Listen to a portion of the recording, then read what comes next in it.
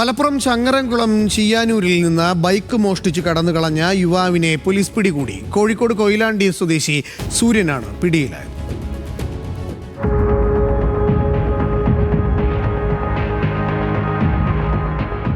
കഴിഞ്ഞ ദിവസമാണ് ചങ്ങരംകുളം ചിയ്യാനൂർ ചിറകുളത്തിന് സമീപം താമസിക്കുന്ന മുഹമ്മദ് കുട്ടിയുടെ സ്കൂട്ടർ എടുത്ത് യുവാവ് കടന്നു കളഞ്ഞത്.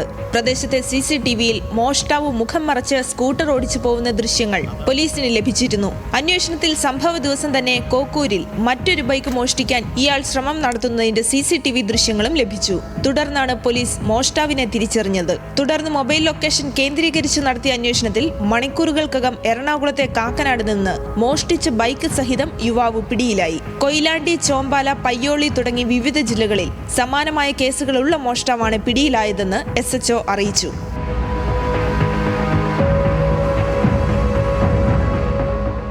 ചങ്ങരംകുളം SHO ഷൈനിന്റെ നേതൃത്വത്തിലുള്ള അന്വേഷണ സംഘമാണ് പ്രതിയെ പിടികൂടിയത്. പിടിയിലായ സൂര്യനെ സംഭവ സ്ഥലത്തെത്തിച്ച് തെളിവെടുപ്പ് നടത്തി. പ്രതിയെ തിരൂർ ജുഡീഷ്യൽ മജിസ്ട്രേറ്റ് കോടതി റിമാൻഡ് ചെയ്തു. ന്യൂസ് മലയാളം, മലപ്പുറം.